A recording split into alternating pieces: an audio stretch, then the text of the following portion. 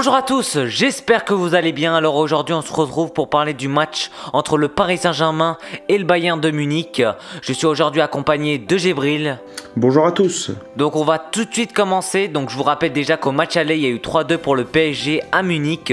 Donc c'est un gros avantage de marquer 3 buts à l'extérieur. Et en plus de gagner, c'est quand même très bien joué de la part des Parisiens. Gébril, est-ce que tu peux vite nous résumer comment s'est passé le dernier match du PSG et du Bayern ? Alors, le PSG se déplaçait sur la pelouse du Stade de la Méno à Strasbourg samedi 17h. Résultat, victoire 4-1 du PSG. Le PSG n'a pas bégayé, le PSG a tenu son statut de favori et le PSG a enfoncé Strasbourg 4 buts à 1 avec notamment des réalisations de Mbappé ou de Moïse Kean. Ensuite, le Bayern Munich est allé patauger à domicile face à l'Union Berlin 1 but à 1. Donc c'est quand même assez inquiétant pour le Bayern. Sinon, est-ce qu'on peut dire qu'à l'heure actuelle, le Paris Saint-Germain est favori ? Oui, cela est très inquiétant pour les Bavarois et ça confirme bien sûr le favoritisme du PSG pour ce match retour. Pour moi aussi, on peut quand même dire que le PSG est favori. Ils ont gagné 3-2 au match aller. J'ai l'impression que les joueurs ont pris de l'expérience avec toutes les années. Il y a quand même pas mal de blessés du côté du Bayern, mais ça on en parlera après de toutes les façons. Donc ça m'étonnerait vraiment qu'ils perdent avec 2 buts d'écart au Parc des Princes, parce que je vous rappelle que si le PSG perd le match 1-0 ou 2-1, le PSG est quand même qualifié. Donc bien sûr, il faudra faire très attention, il faudra un grand Navas pour se qualifier, parce que c'est quand même le Bayern de Munich. Il faut surtout pas les sous-estimer, même après avoir marqué 3 buts au match aller. Mais on peut quand même dire que le PSG est favori. Ah oui, totalement Adrien. Il faudra bien sûr se méfier du Bayern, de leur force offensive. Le PSG va sûrement souffrir et devra être solide défensivement. Faudra que Paris marque quand même pour assurer sa qualification, parce qu'au match aller, si le Bayern avait eu plus de réussite, ça aurait pas été le même match. Donc je vous rappelle qu'ils ont quand même beaucoup souffert, ça personne ne peut le nier. Totalement, le PSG a beaucoup souffert défensivement, mais a su rester solide en encaissant que 2 buts pour 32 tirs, c'est quand même une très belle stat défensive. Et en attaque, ils ont été très performants, sur 5 tirs, ils ont marqué 3 buts, c'est quand même une très bonne performance des attaquants du PSG. Ils ont été décisifs. Sinon, du côté des absents au PSG, il n'y aura pas Bernat et pas Kurzawa, ça c'est sûr. Sinon, Marquinhos, Verratti et Florenzi sont très incertains et le PSG espère avoir le retour d'Icardi et de Diallo.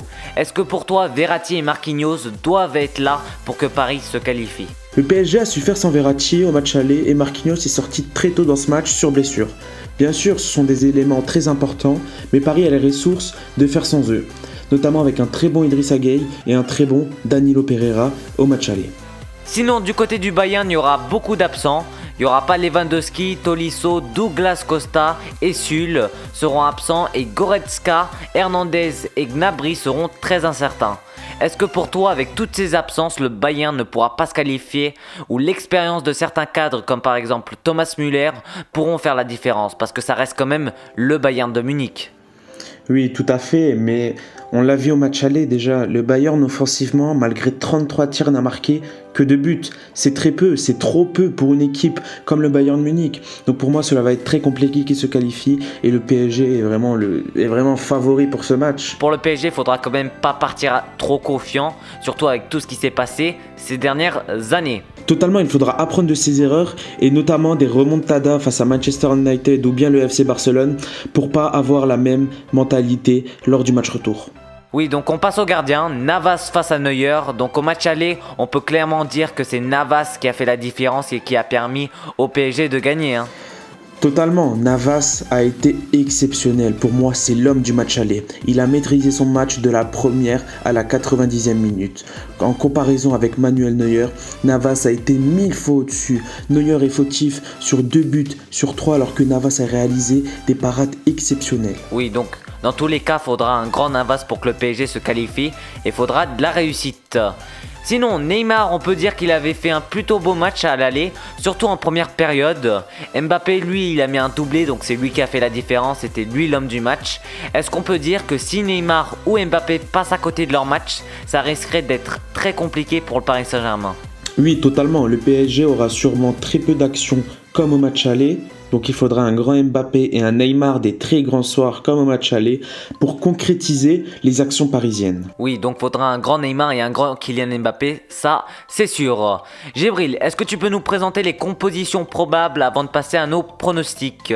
Oui, totalement. Donc Navas sera au goal.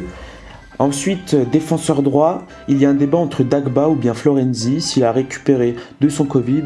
Ensuite, la charnière centrale sera composée de Danilo qui remplace Marquinhos et Kipembe et Diallo occupera le flanc gauche.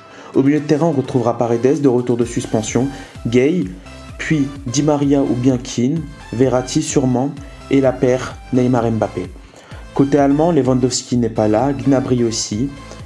Goretzka, Boateng sont très incertains, donc la compo probable du Bayern Munich c'est Neuer au goal, Benjamin Pavard, Javi Martinez associé à Hernandez en défense centrale et Alphonso Davies côté gauche.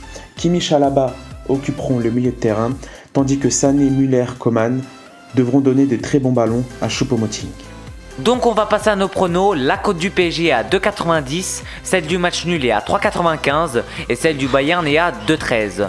Donc des cotes assez élevées des deux côtés. C'est un match quand même incertain. Est-ce que tu peux nous dire tes pronostics? Alors pour moi, le PSG va beaucoup subir, le Bayern aura beaucoup d'occasions, mais cela se finira par un match nul avec l'ouverture du score du Bayern avec un but de Kingsley Coman, puis l'égalisation de Mbappé en deuxième période sur un contre-assassin. Donc une qualification du Paris Saint-Germain. Totalement, une qualification du Paris Saint-Germain est pour moi sûre à 100%. Ben moi je pronostique 2-1 pour le Bayern, donc une qualification pour le PSG comme toi. Je vois bien un but de Thomas Müller et un but de Leroy Sané du côté du Bayern et un but de Moïse Kean du côté du PSG. Donc là on arrive à la fin de la vidéo, est-ce que tu as quelque chose à rajouter toi? Oui, j'ai quelque chose à ajouter. Pour moi ce match sera très plaisant à regarder, très intéressant à voir. Et si le PSG passe, ce qui est sûr à presque 100%, le PSG sera un des grands favoris pour la victoire finale. Oui, donc ça sera un des plus gros matchs de l'année. Tout se jouera sur ce match retour. En tout cas, si la vidéo vous a plu, n'hésitez pas à liker et à vous abonner, ça me ferait très plaisir. Et à bientôt pour une nouvelle vidéo.